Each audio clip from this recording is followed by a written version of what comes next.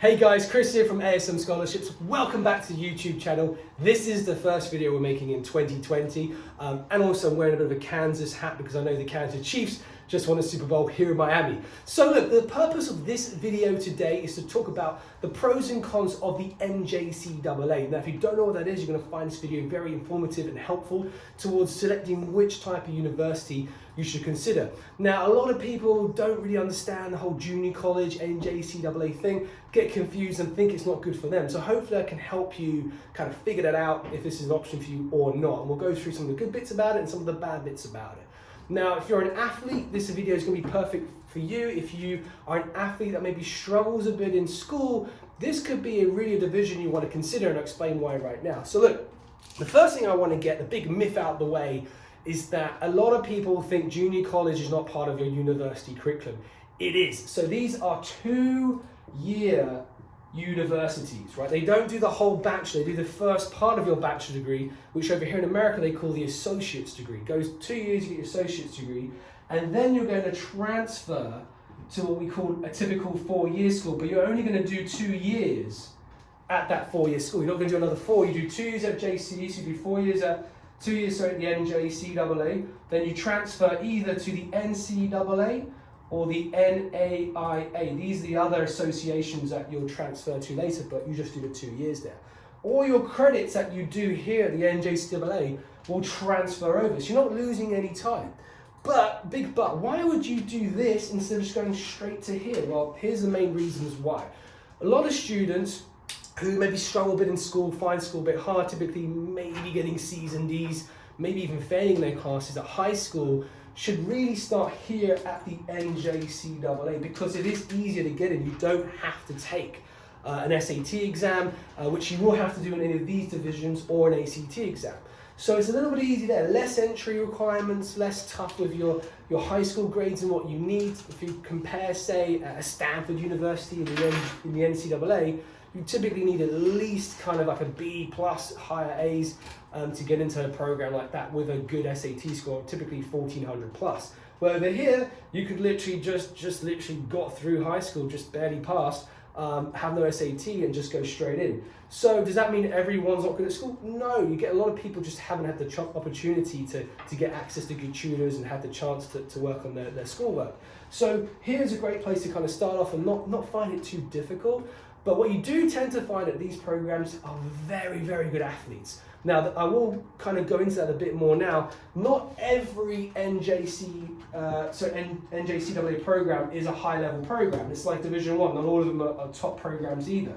What you tend to find, and if you have Netflix, you should go check out a show called Last Chance U. That kind of gives you a scoop of NJCAA American football and how tough it is and how hard the level and amazing it is for them to go into Division 1 programs. But that's the top of the NJCAA level. So if we were to look at rankings, right, in the NJCAA, you're going to have schools from like 1 to 100, right, in the rankings.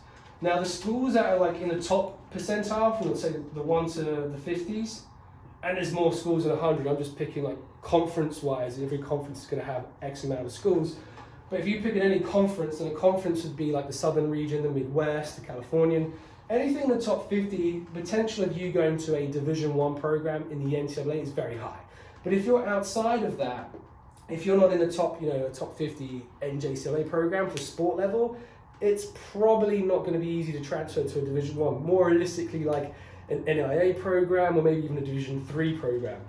So people that should do this are people that are very good athletes, just maybe school's not really going your way, so that way you have a higher chance to transfer to the NCAA in 2 years' time. Now, what is one of the risks of this? This is kind of the con side of it. Well, if you are a good athlete, could be any sport, they do all sports at the NJCAA, and you don't play well in those 2 years that you have, so you get 2 years right again. If you don't play well and you don't maintain your grades to at least a 2.3 plus GPA standard, which is like a C plus, you can't transfer. So you're kind of just back in limbo land. So then you're going to can't go anywhere, you might just have to come home. So this is really, you have 2 years to kind of give yourself a second chance to get your grades up, keep your sport level high, impress coaches, and then transfer onwards to an NCAA. One of the other big benefits, the price. these schools are a lot less expensive than schools in the NCAA or the NAIA. Typically, these schools only cost around $15,000 to $25,000. That still sounds a lot, but if you compare that to a Division I school, you're looking at $45,000 to $60,000. So these are a lot less expensive, and with a scholarship can be free or almost very close to that. Typically, I'd say the average athlete who's very good at sport with okay grades pays maybe like $5,000 to $6,000 for the whole year.